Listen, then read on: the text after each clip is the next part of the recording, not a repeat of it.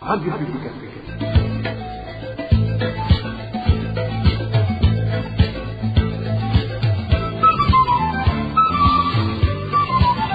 Radio Publique Africaine.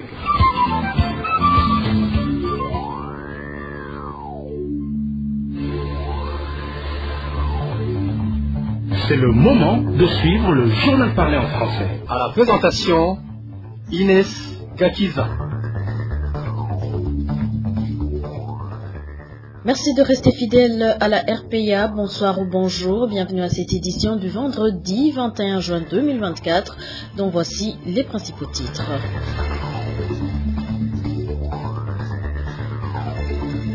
L'administration de la commune Kibago décide de rendre les récoltes de maïs, qui devraient être achetées par l'Anaguisa, une décision dénoncée par les cultivateurs. La ration alimentaire des réfugiés du camp de Nyarugusu vient d'être augmentée. Les réfugiés poussent un ouf de soulagement. Voilà pour les principaux titres.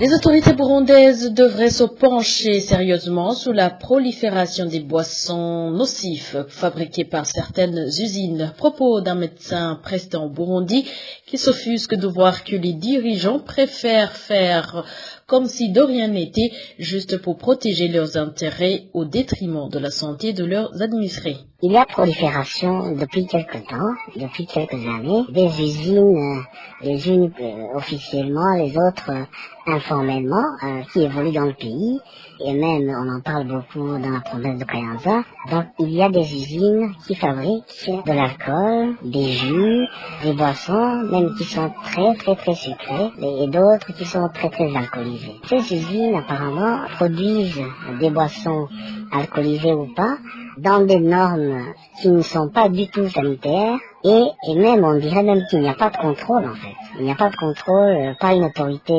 étatique, que ce soit le ministre Santé, que ce soit l'organe peut-être qui gère l'aspect nutritionnel de la composition de ces boissons. Et aussi, peut-être un organe aussi au niveau du ministère du Commerce, je pense qu'il y a ces usines sous sa responsabilité. Et même quand il y a des contrôles, on se rend compte que ces usines sont contrôlées par la mafia qui est au pouvoir aujourd'hui. Et donc, il est impossible justement à l'État de sanctionner ou même de fermer ces usines-là, et c'est ça qui pose un souci ici. Donc il y a cette connivence avec les autorités mafieuses ici, qui couvre finalement ces usines qui produisent des boissons en dehors de toutes les normes sanitaires et même de toutes les normes de sécurité en termes de santé. Et c'est vraiment une catastrophe pour le pays. Et c'est une catastrophe aussi pour les habitants. Ce médecin implore le ministère de la Santé publique de sortir de son silence et d'exiger de la rigueur en ce qui est du contrôle de ces usines,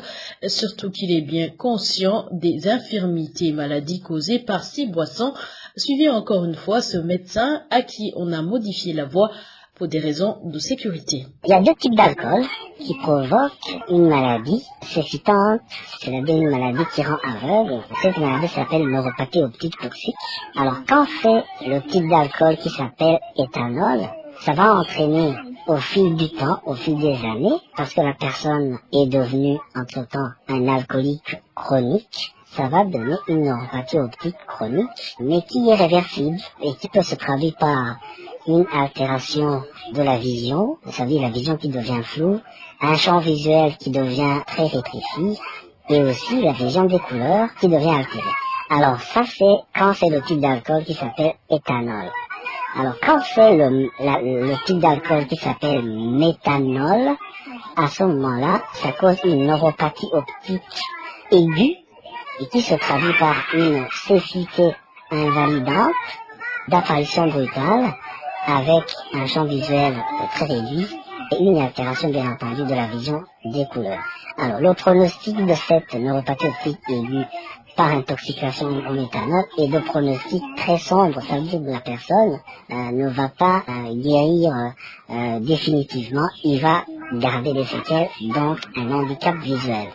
Voilà ce que je peux dire par rapport à la maladie causée par ces deux types d'alcool. Alors, pour ces boissons dont on ne sait pas si c'est de l'éthanol ou du méthanol, là, ça devient un danger public, d'où nous insistons pour que le ministère de la Santé publique, qui a la santé de la population dans ses attributions, puisse contrôler vraiment ces usines qui produisent à tort et à travers des boissons qui sont très dangereuses pour la population. Rappelons que convoqué au Sénat pour une séance de questions orales, les ministres en charge du commerce et de l'industrie, Marie-Chantal Nidjumele, a reconnu la nocivité de ces boissons brassées à base de l'éthanol, notamment la fameuse boisson Sapor.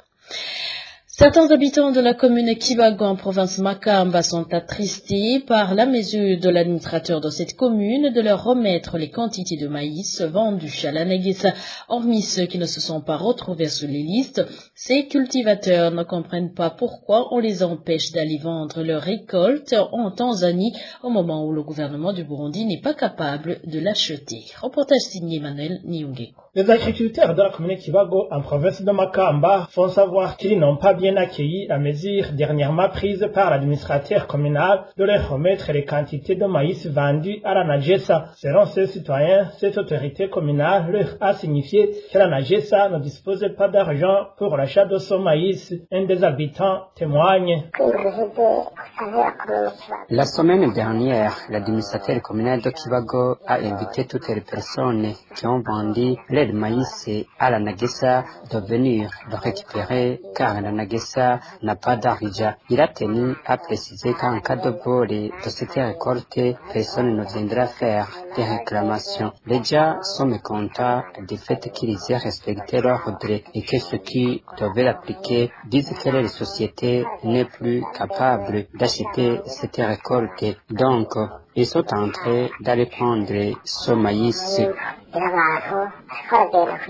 Ce qui attriste de plus ces agriculteurs de Kibago, c'est de ne pas avoir l'autorisation d'aller écouler leurs récoltes dans d'autres provinces, encore moins dans le pays voisin, la Tanzanie.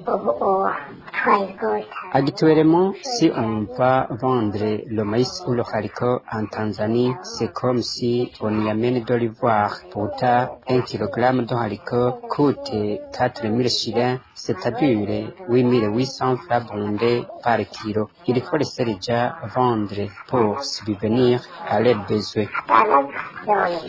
Contacté à ce sujet, Espérance Inarukundo, administrateur de la commune de Kibago, n'a pas voulu s'exprimer. Un mouvement de révolte de certains élèves finalistes a été observé dans la soirée de ce jeudi au lycée Chris Roy d'Omuchacha, c'est dans la ville de Gitega, la capitale politique. Il s'agit de nombreux élèves qui venaient d'apprendre qu'ils ont échoué après une délibération faite suivant les critères de l'ordonnance du ministre de l'Éducation et de la Recherche scientifique, qui a fait qu'un grand nombre d'élèves ne soient pas diplômés. Le point avec Eric Niyonzima.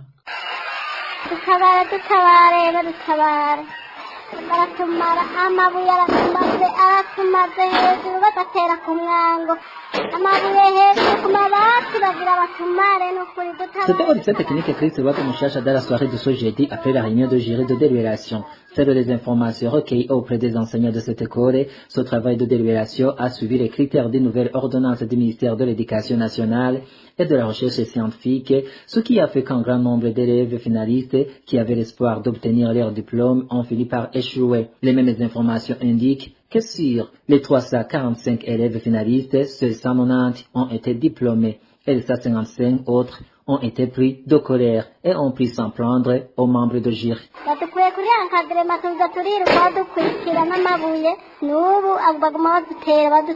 Vers 19h30, la police du commissariat communal de Gitega a été informée par la direction de cette école que les élèves finalistes sont en grève pour protester contre les critères de délibération contenus dans la nouvelle ordonnance du ministre et à l'éducation de ses attributions. Cette dernière, accompagnée par des administratifs et les responsables de l'éducation en commune Gitega, ont calmé la situation. 6 élèves finalistes, accusés d'être des promoteurs de ce mouvement de contestation, ont été arrêtés et mis au cachot du commissariat de police à Gitega. Les informations qui nous sont parvenues indiquent que cette ordonnance qui a suscité des mécontentements a été suspendue et que le travail de délibération va reprendre dans les écoles qui avaient déjà procédé à la délibération. Merci Eric Nyonzima. Et parlant toujours de l'éducation, les cours de français et anglais ne feront pas objet d'épreuves de l'examen d'État édition 2024 pour la section mathématiques statistiques dans une ordonnance ministérielle du 19 juin de cette année envoyée par le ministre de l'Éducation nationale et de la recherche scientifique, professeur François Habyalimana, aux directeurs provinciaux de l'éducation.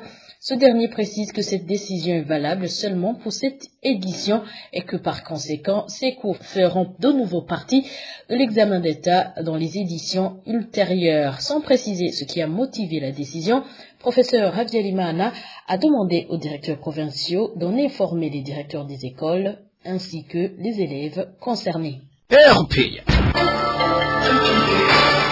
Et parlons réfugiés pour clore cette édition. Depuis mardi de cette semaine en cours, la ration alimentaire des réfugiés burundais de Nyarugusu en Tanzanie a été augmentée, une mesure bien accueillie par ces réfugiés car ils pourront garder une partie de cette ration et vendre l'autre qui reste dans le but de satisfaire d'autres besoins. Dani Claire, il a trouvé. Cela a commencé mardi de cette semaine et ça continue jusqu'aujourd'hui. La voix est celle d'un des réfugiés burundais vivant au camp de Nyarugusu en Tanzanie. Ici, il se réjouit de voir que les rations alimentaires a été revues à la hausse, ce qui leur facilitera un peu la vie.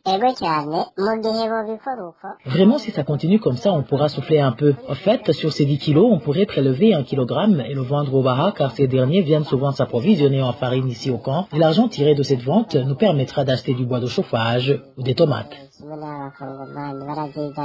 Vous saurez que jusqu'à ce vendredi, la distribution de cette ration alimentaire était toujours en cours. Et voilà, nous arrivons à bon port. Merci pour votre fidélité au micro. Vous étiez avec Inès Gakiza. Excellent moment chez vous.